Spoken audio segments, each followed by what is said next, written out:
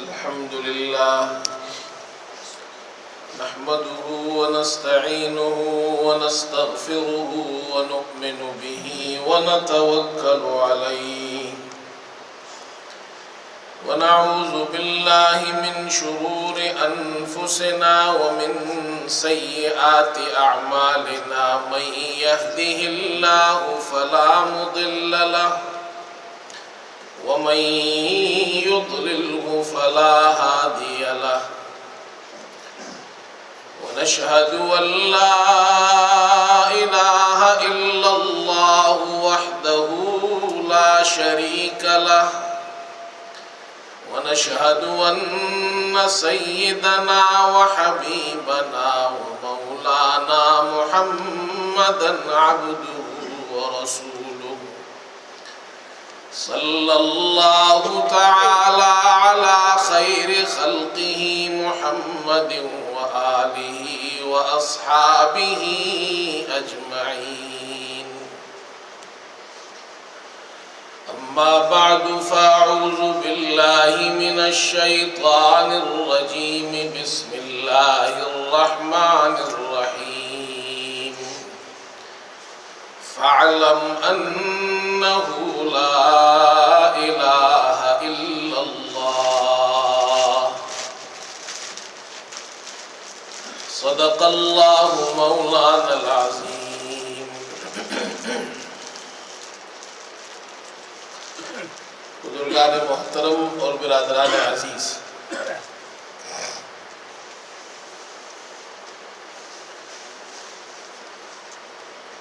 ہمارے دین اسلام میں سب سے پہلا اور بنیادی عقیدہ وہ توحید کا عقیدہ ہے۔ اسلام میں داخل ہونے کے لیے یہ ضروری ہے کہ اللہ کو ایک مانے اور اللہ کے ساتھ اس کی ذات میں، اس کے صفات میں، اس کے افعال میں کسی کو شریک نہ کرے۔ شرک کی گنجائش بالکل نہیں ہے۔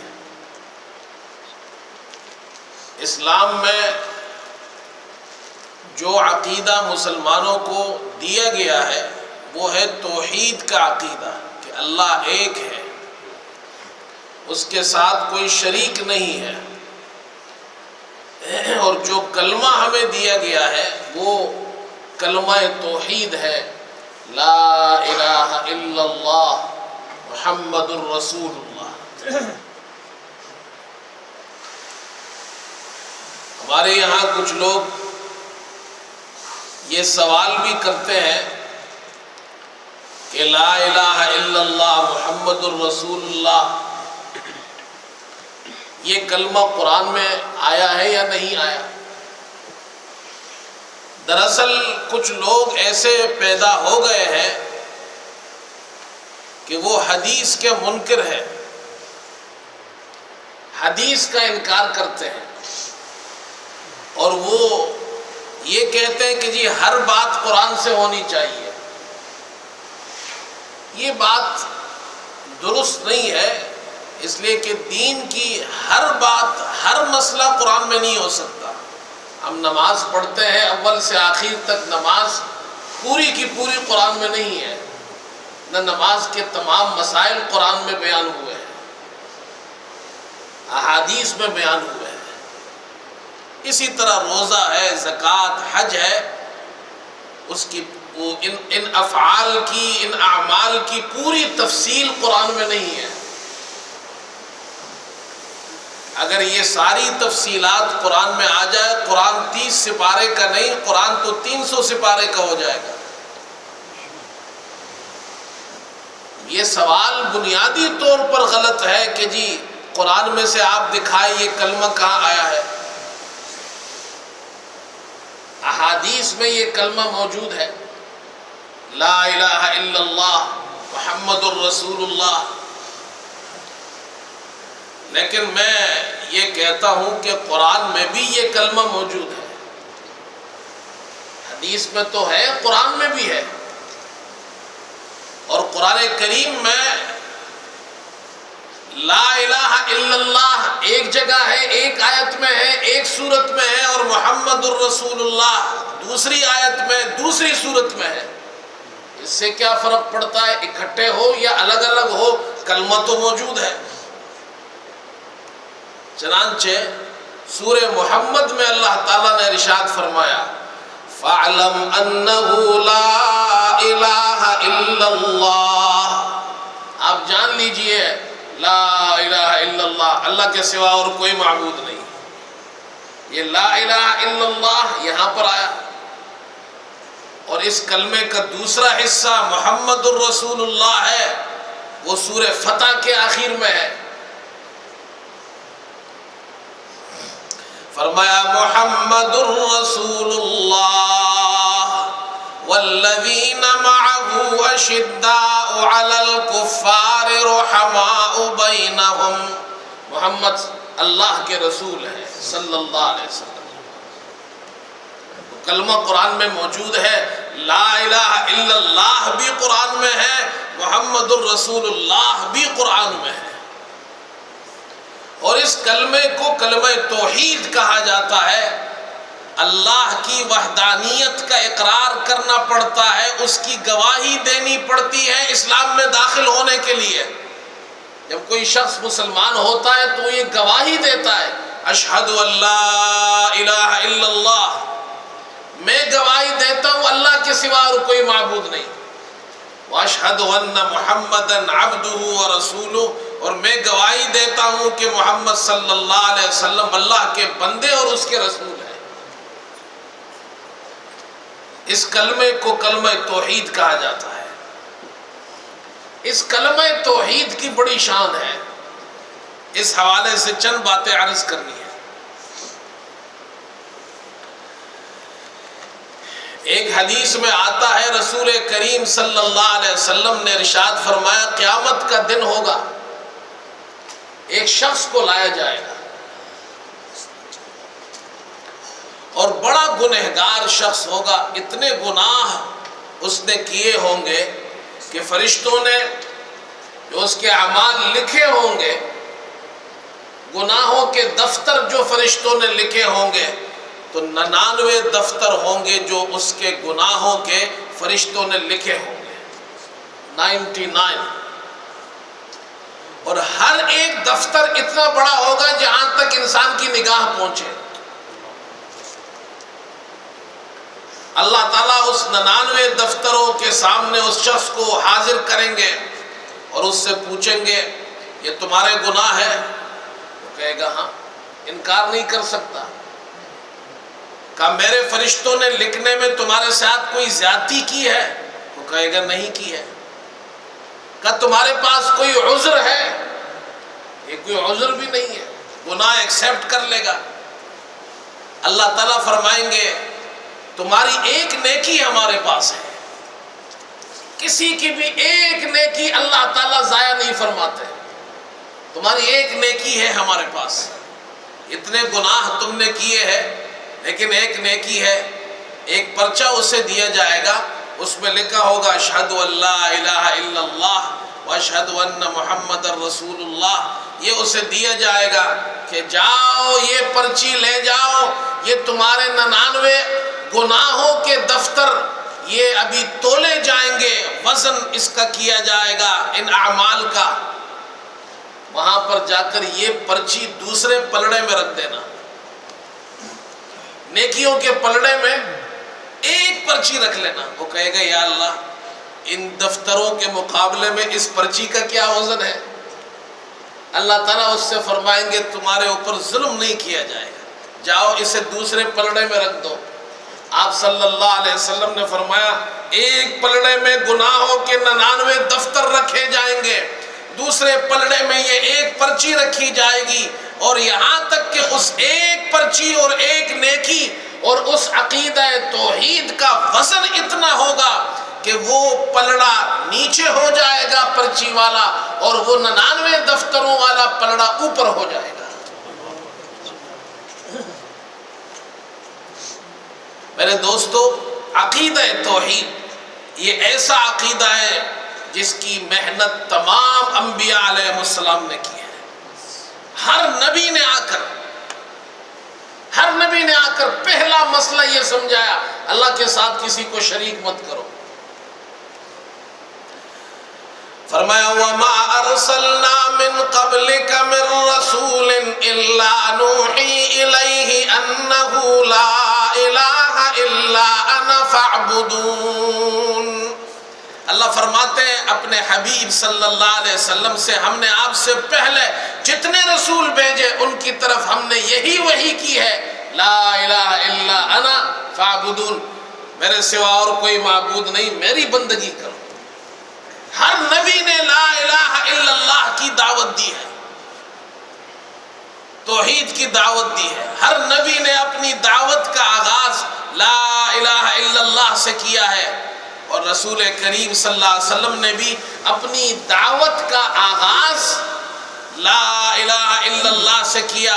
مکے کے لوگوں کو جمع کیا، اور جب سب جمع ہو گئے تو آپ صلی اللہ علیہ وسلم نے دعوت دی، یا ایھا الناس قولوا لا الہ الا اللہ تفلحوا، اے انسانوں لا الہ الا اللہ کہو اور کامیاب ہو جاؤ، اسی میں تمہاری کامیابی ہے کہ اللہ کو ایک مانو۔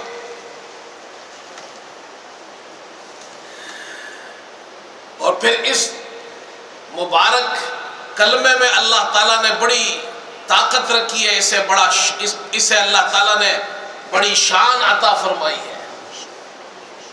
دیکھیے انسان جو گناہ کرتا ہے اس کے بدن میں 12 اعضاء ایسے ہیں جس سے وہ گناہ کرتا ہے۔ 2 ہاتھ، 2 اس کے پیر، 2 کان، 2 آنکھیں، کتنے ہو گئے؟ 8۔ زبان اور دل 10، دماغ اور شرمگاہ 12۔ یہ 12 اعضاء ایسے ہیں جس سے انسان گناہ کرتا ہے۔ جتنے بھی گناہ انسان سے صادر ہوتے ہیں انہی 12 اعضاء سے ہوتے ہیں۔ یا تو ہاتھ سے گناہ کرتا ہے، یا پاؤں سے کرتا ہے، یا کانوں سے، یا آنکھوں سے، زبان سے، دل سے، دماغ سے، شرمگاہ سے۔ گناہ انہی اعضاء سے صادر ہوتے ہیں۔ اور یہ جو کلمہ ہے لا الہ الا اللہ، یہ لا الہ الا اللہ، اس میں 12 حرف ہے۔ لا الہ الا اللہ، یہ 12 حرف ہے۔ یہ کلمہ توحید، یہ جو کلمے کا پہلا حصہ ہے لا الہ الا اللہ، اس میں 12 حرف ہے۔ اور ان 12 حرفوں کا کمال دیکھیے، اس کلمہ توحید کی شان دیکھیے۔ حضرت عمرو بن عاص رضی اللہ تعالی عنہ رسول کریم صلی اللہ علیہ وسلم کی خدمت اقدس میں پہنچتے ہیں اور خود اپنا واقعہ بیان کرتے ہیں۔ اتیت النبی صلی اللہ علیہ وسلم فقلت ابسط یمینک، میں حضور صلی اللہ علیہ وسلم کی خدمت میں حاضر ہوا اور میں نے عرض کی، اللہ کے رسول اپنا دایاں ہاتھ مرحمت فرمائیے تاکہ میں آپ کے ہاتھ پر ہاتھ رکھ کر بیعت کروں، اسلام قبول کروں۔ رسول کریم صلی اللہ علیہ وسلم نے اپنا ہاتھ مبارک عطا فرمایا، ہاتھ مبارک کھول دیا۔ کہتے ہیں جب اللہ کے رسول صلی اللہ علیہ وسلم نے اپنا ہاتھ مبارک کھولا تو میں نے اپنا ہاتھ روک لیا۔ آپ نے ارشاد فرمایا، عمر تمہیں کیا ہوا؟ ہاتھ آگے نہیں بڑھاتے ہو، ہاتھ مانگا ہے اب ہاتھ دیتے نہیں ہو۔ تو حضرت عمر فرماتے میں نے عرض کی، اللہ کے رسول میں ایک شرط لگانا چاہتا ہوں۔ آپ نے فرمایا کیسی شرط؟ کہا شرط یہ ہے کہ میں آپ کے ہاتھ پر ہاتھ رکھ کر اسلام قبول کروں تو اللہ میرے گزشتہ تمام گناہ معاف کر دے، یہ شرط ہے میری۔ آپ صلی اللہ علیہ وسلم نے ارشاد فرمایا، عمر تجھے نہیں معلوم کہ اسلام لانے سے اور اس کلمہ توحید کا اقرار کرنے اور اس عقیدے کو اپنانے کا پہلا اور بڑا فائدہ یہ ہے کہ اسلام لانے سے پہلے جتنے گناہ کیے ہوتے ہیں وہ اللہ سب معاف کر دیتا ہے۔ اس کلمے میں اللہ نے یہ شان رکھی ہے، اس توحید والے کلمے میں اللہ نے یہ شان رکھی ہے، جو اس کلمے کو پڑھتا ہے دل سے اللہ کو ایک مانتا ہے، اسلام سے پہلے جو گناہ اس نے کیے، اس کے بدن کے 12 اعمال، 12 اعضاء سے جو اعمال کیے ہیں، 12 حرفوں والا کلمہ توحید پڑھ لو، اللہ تمہیں تمہارے سارے گناہ معاف کر دے گا۔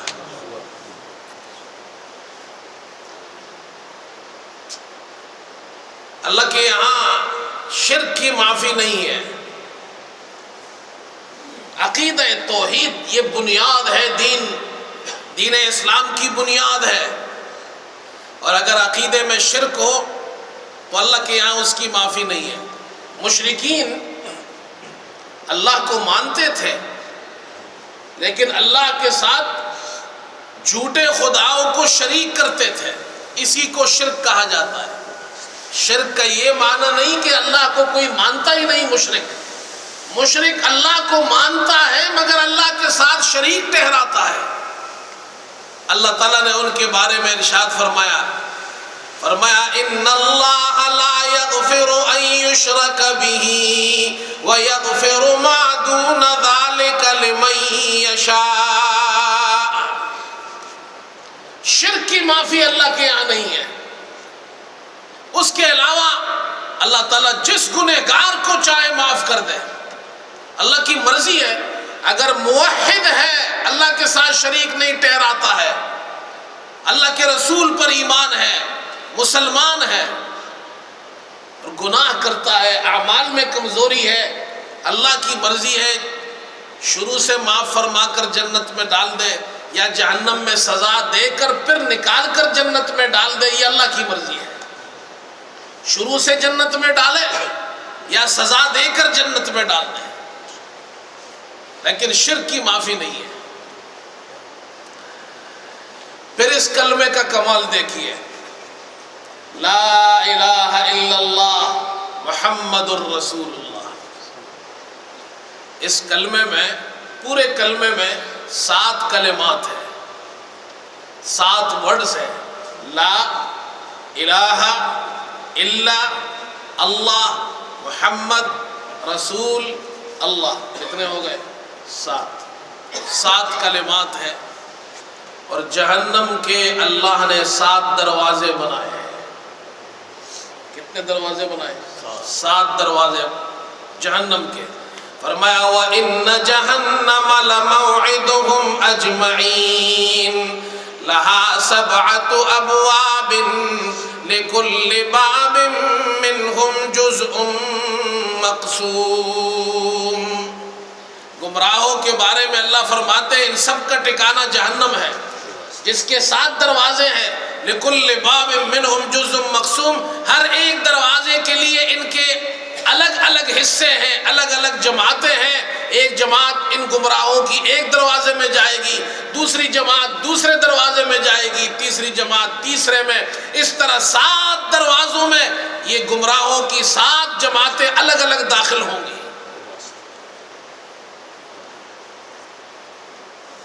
حضرت عبادہ ابن صامت رضی اللہ عنہ فرماتے ہیں رسول کریم، اور اس کلمے کا کمال دیکھیے، 7 کلمے ہیں، 7 کلمات ہیں اس کلمہ توحید میں۔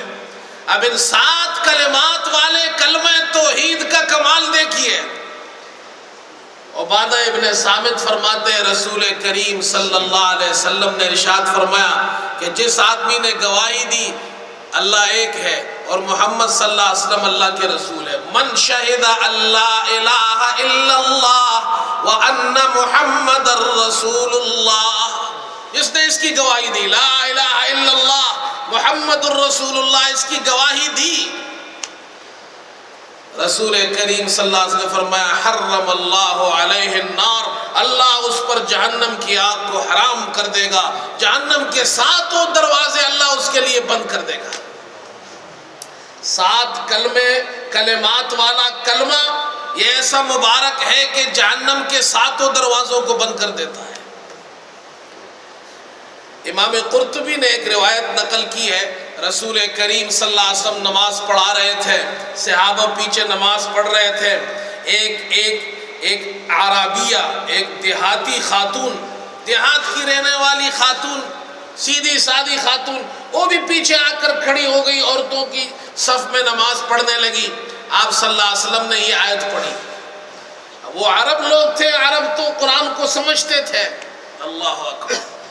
فرمایا وَإِنَّ جَهَنَّمَ لَمَوْعِدُهُمْ أَجْمَعِينَ لَهَا سَبْعَةُ أَبْوَابٍ لِكُلِّ بَابٍ مِّنْهُمْ جُزْءٌ مَّقْسُومٌ۔ اللہ تعالیٰ فرماتے ہیں یہ گمراہوں کا ٹھکانہ جہنم ہے۔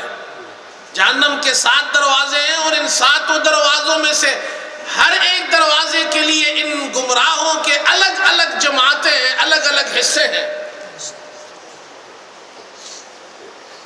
وہ عورت جب اس نے یہ آیت سنی تو وہ اس کا مفہوم کچھ اور سمجھی۔ وہ یہ مطلب سمجھی کہ جو جہنم میں جائے گا اس کے جسم کے 7 ٹکڑے بنائے جائیں گے، اور ہر ایک دروازے میں سے ایک ایک ٹکڑے کو پھینکا جائے گا۔ وہ یہ مطلب سمجھی۔ جب اس نے یہ آیت سنی تو اس پر اتنا خوف طاری ہوا کہ بے ہوش ہو گئی۔ نماز ختم ہوئی، آپ صلی اللہ علیہ وسلم نے پوچھا کہ یہ عورت ہے، نماز پڑھتے ہوئے بے ہوش ہو گئی، اس کے منہ پر پانی کے چھینٹے پھینکے گئے، وہ ہوش میں آئی۔ پوچھا تمہیں کیا ہوا؟ کہ اللہ کے رسول یہ بتائیے ابھی جو نماز میں آپ پڑھ رہے تھے یہ اللہ کی نازل کردہ کتاب میں سے پڑھ رہے تھے یا اپنی طرف سے پڑھ رہے تھے؟ آپ صلی اللہ علیہ وسلم نے فرمایا نہیں، نماز میں جو میں پڑھ رہا تھا یہ قرآن پڑھ رہا تھا، اللہ کا نازل کردہ کلام پڑھ رہا تھا۔ انہوں نے کہا اللہ کے رسول، اللہ تعالیٰ فرماتے ہیں جہنم کے 7 دروازے ہیں، اور انسان کے جسم کے 7 حصے بنا کر ان 7 دروازوں میں ڈالے جائیں گے۔ آپ صلی اللہ علیہ وسلم نے فرمایا یہ مطلب نہیں ہے، مطلب یہ ہے گمراہوں کے 7 حصے ہیں، گمراہ لوگوں کے، ان کی 7 جماعتیں ہیں، ہر ایک جماعت ایک ایک دروازے سے داخل ہوگی جہنم میں۔ مطلب یہ وہ مفہوم غلط سمجھی اس کا۔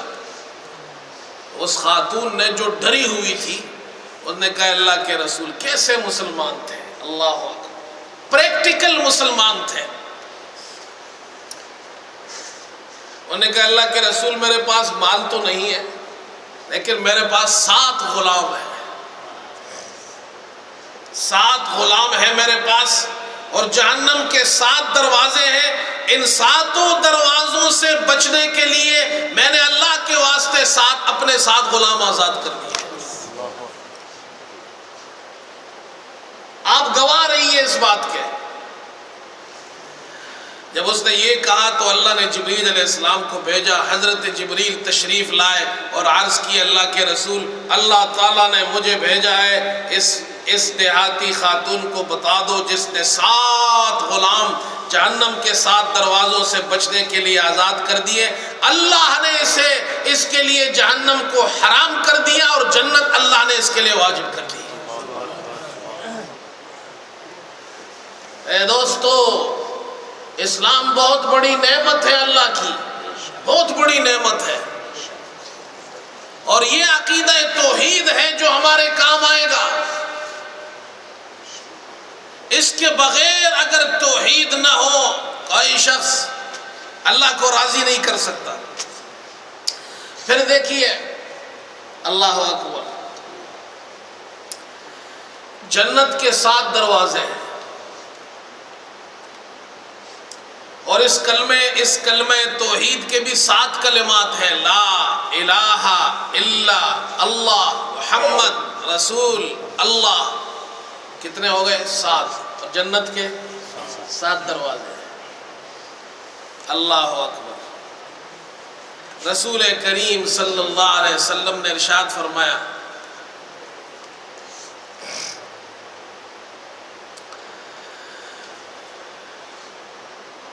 حضرت معاذ رضی اللہ تعالیٰ عنہ ایک مرتبہ حضور صلی اللہ علیہ وسلم کے پیچھے سواری پر بیٹھے ہوئے تھے، لیکن صحابہ نے ہمیں کتنی اچھی اچھی باتیں بتائی ہیں۔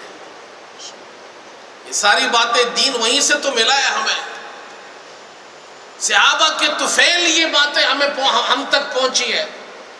حضرت معاذ پیچھے بیٹھے ہوئے سواری میں، آپ صلی اللہ علیہ وسلم نے فرمایا یا معاذ، آواز دی، کہا جی حضور لبیک و سعدیک یا رسول اللہ۔ آپ نے پھر فرمایا یا معاذ، جی حضور لبیک و سعدیک یا رسول اللہ۔ تیسری مرتبہ فرمایا یا معاذ، فرمایا لبیک و سعدیک یا رسول اللہ۔ حاضر ہوں میں، اللہ کے رسول ارشاد فرمائیے۔ آپ صلی اللہ علیہ وسلم نے ارشاد فرمایا اللہ اکبر، فرمایا جو آدمی اس بات کی گواہی دے، اللہ اکبر،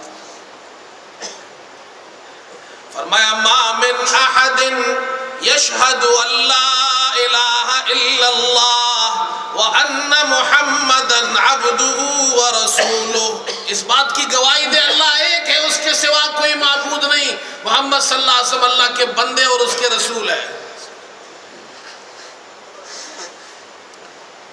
وَأَنَّ عِيسَىٰ عَبْدُ اللَّهِ وَرَسُولُهُ، حضرت عیسیٰ بھی اللہ کے بندے اور اس کے رسول ہیں، اس کی بھی گواہی دے۔ وَابْنُ أَمَتِهِ، اللہ کی بندی مریم کے بیٹے ہیں، خدا کا بیٹا نہیں ہے۔ وَابْنُ أَمَتِهِ وَكَلِمَتُهُ أَلْقَاهَا إِلَىٰ مَرْيَمَ وَرُوحٌ مِّنْهُ، اور حضرت عیسیٰ اللہ کے کلمہ کن سے پیدا ہوئے جو اللہ نے حضرت مریم کے اندر ڈال دیا تھا، اور روح ہے، روح اللہ ہے۔ اس بات کی گواہی دے کہ جنت بھی حق ہے، جہنم بھی حق ہے۔ یہ کلمہ جو توحید والا ہے، اس کلمہ توحید کی جو بھی گواہی دے گا، آگے فرمایا ادخلہ اللہ الجنت علی ما کان من العمل، اللہ اسے جنت میں ضرور داخل کرے گا چاہے اس کا عمل جیسے بھی ہو۔ یہ گارنٹی اللہ کے رسول دے رہے ہیں، شرک مت کرو، توحید پر جو قائم رہا حضور کی گارنٹی ہے جنت میں ضرور داخل ہوگا، عمل چاہے اس کا جیسے بھی ہو، کتنا ہی بڑا گنہگار ہو، لیکن شرک نہیں کرتا۔ حضرت معاذ نے یہ بات سنی تو بڑے خوش ہوئے، کون خوش نہیں ہوگا؟ دیکھو بھائی، گنہگاروں کی معافی ہے، مشرک کی معافی نہیں ہے۔ تو انہوں نے عرض کی اللہ کے رسول، آپ نے اتنی بڑی خوشخبری آج سنائی ہے، ہم تو کمزور ہیں، مسلمان تو ہوتے ہی کمزور ہیں، ہم سے گناہ ہوتے ہیں، اور اللہ کے رسول صلی اللہ علیہ وسلم یہ بشارت سنا رہے ہیں۔ فرمایا اللہ کے رسول اگر آپ کی اجازت ہو یہ خوشخبری جا کر سب کو سنا دیں۔ آپ نے فرمایا نہیں، سب کو مت سناؤ، پھر سب کے سب جو ہے وہ نیک اعمال چھوڑ دیں گے، اسی پر بھروسہ کر کے بیٹھ جائیں گے کہ ہمیں اللہ نے معاف تو کرنا ہے، پھر نماز پڑھنے کی کیا ضرورت، پھر حلال حرام میں فرق کرنے کی کیا ضرورت، جائز ناجائز میں۔ بھائی اللہ نے اگر ہم پر احسان کیا ہے تو ایسے بڑے محسن بادشاہ کے احسان کے مقابلے میں نیکی کرنی چاہیے یا گناہ کرنا چاہیے؟ وہ احسان کریں، ہم گناہ کریں۔ حضور نے فرمایا نہیں، لوگوں کو مت بتاؤ، پھر لوگ اسی پہ بھروسہ کر کے بیٹھ جائیں گے۔ حضرت معاذ فرماتے جب تک حضور زندہ رہے میں نے کسی کو نہیں بتایا، جب آپ دنیا سے پردہ فرما گئے اس کے بعد پھر آپ نے مسلمانوں کو بتایا، اس لیے بتایا کہ یہ علم ہے، یہ علم امت تک پہنچ جائے۔ یہ اس کلمے کا کمال ہے۔ کیا کیا سناؤں آپ کو توحید کے بارے میں۔ لا الہ الا اللہ، یہ جو کلمہ ہے لا الہ الا اللہ، یہ جو جملہ ہے اس میں 12 حرف ہے، اور یہ بنا ہے 3 حرفوں سے۔ کتنے حرفوں سے؟ الف، لام اور ہے، چھوٹی ہے جس کو کہتے ہیں۔ اس میں الف، لام اور ہے کے علاوہ اور کوئی حرف نہیں ہے۔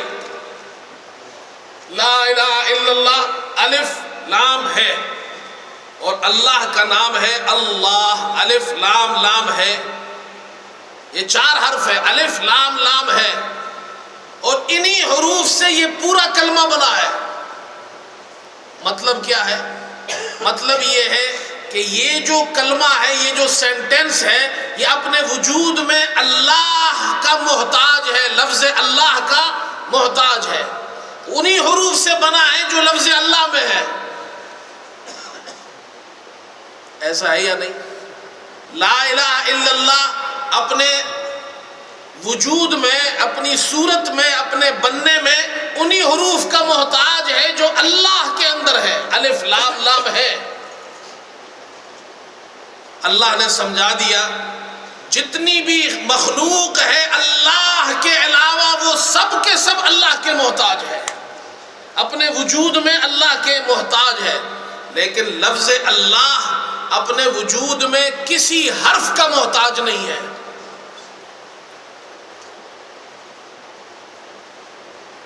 یہ باریک باتیں ہیں، علماء نے کتنا غور و فکر کیا۔